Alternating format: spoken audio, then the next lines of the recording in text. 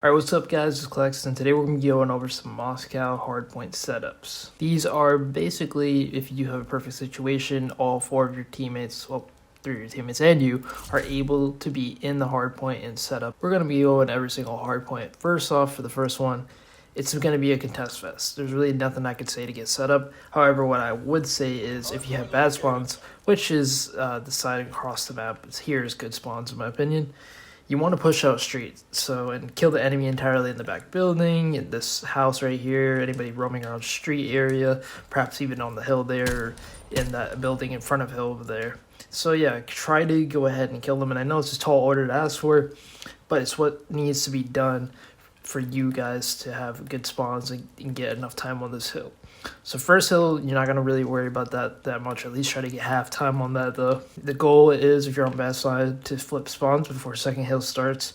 And then you're going to flip it again for P3. So basically, we're going to be making sure, we're going to ensure that you're holding down advantageous sides spawn area. So let's get into the setup explanation for P2. So yeah, basically the setup is explained in this picture. You're going to have somebody in the house over here. Somebody roaming over here, mainly probably we're going to use Optic Chicago as this most popular team, and probably chances are that if you've watched scrims for pro play so far, you've probably been watching Optic Chicago. So a guy like Envoy, the SMG, the secondary to Scump, Scump's probably going to be in the hill most of the time. Envoy, I've seen him, he likes to roam around here. As you can see in the picture, looking at this area, getting kills on anybody trying to push the house. Formal is mainly in the back trying to hold down the spawn. Scump, as I said, is in the hill, and Dashy is he's that player that you want to be the Slayer. He's going to go over here in the situation where he's going to be doing what he thinks is best to get ahead in the hard point and making it easier for his three other teammates. So yeah, the pick is basically explains what each of them are going to be looking at, which I want it to be your teammates, and realize what you would be playing. I'm pretty sure you would understand, or maybe you have an idea of what your role is, either the OBJ guy, main Slayer, AR player, and then you have obviously the player named the Flex player. So the setup is explained in this pick.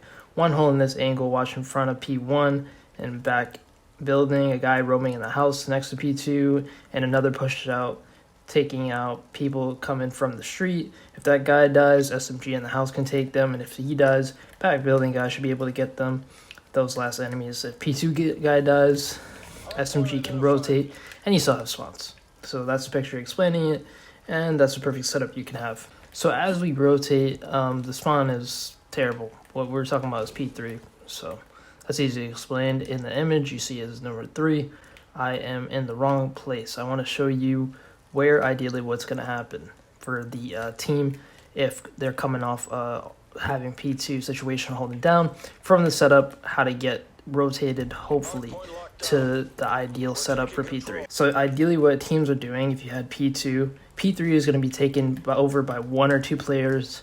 Ideally your main AR and your Flex pushing out the street side of the map, coming through the buildings back here in this area, and working with your team while on the flank route to break through P3. So as I said, Flex and AR, so OBJ player and the support player, that would be like Scump and Envoy, for example. Dashy and I was gonna say Karma, Formal are coming over here in the back building. So Dashy and Formal are on the flank route over here, trying to kill them, while Scump and Envoy, for example, are trying to break through either this area right here or probably this area. But as I said, that's a pinch basically. 2 of them coming over there, 2 of them coming over here or here. So now what we're going to be talking about is the setup if they broke into the hill. And that's perfect because this is what the hill looks like.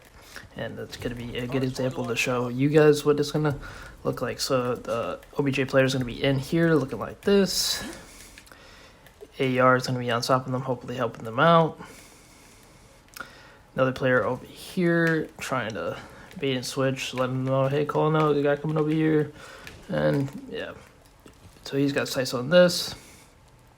Another player all the way back here, ensuring that spawns are held down, because you don't want to lose any time on this, because the fourth one is really going to be who gets here first and who has the setup first for the 4th hill, as it's going to change in 10 seconds, but you know it's here because I love that they did this in this game. It shows what hill is next when 10 seconds is on the clock for that point. So like I said, strange one is the 4th one. It's better, obviously, if you have the P3 side of the map spawns. You want to use this head glitch that's inside the HP, which is right here. So OBJ players going to be in here getting time, ideally. A lot of good head glitch can be used while your team is on the P4. For example, the AR player can be over here, looking over his OBJ player, trying to take them down. This is really nice head glitches here. I mean, you could even pop in and out right here, get some camera going. And then you got a player in here. And basically, yeah, look at the setup on the map I've did for you. Amazing art I've did in Microsoft Paint. And, yeah. And if you're thinking, hey, Clicks, so what side should I try to heavily focus on, left or right side of this map? But if I had to answer, I know I said that good spawn was across the map over there, but bad spawn is over here.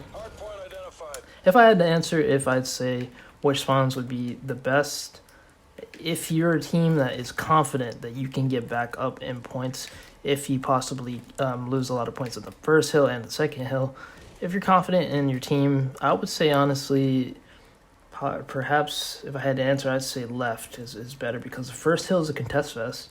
You're going to have an easier time holding P3 and P4 if you have spawns, and if you're focused and don't lose a bunch of gunfights, you should be able to come back on when P1 is started and the kind of second rotation, or second half of hills, I guess you can call it, starts. But yeah, you're going to have an easier time holding P3 and P4 if you focus on controlling the left side of the map, because it's a lot easier time to get points on P3 and P4, as P1 is a contest fest, and by left side, I mean this side. That's right side.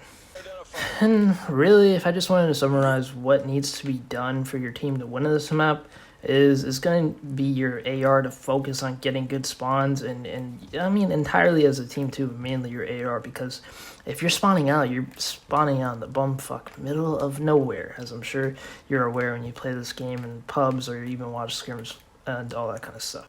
Because the sides of the map has a lot of open space. If you're spawning out, the enemy is gonna wipe the floor with you. I mean, just look at that. It's almost, you can see, infinitely. Alright, that's pretty much it, guys. If you want more tips on competitive Call of Duty, this is your #1 place.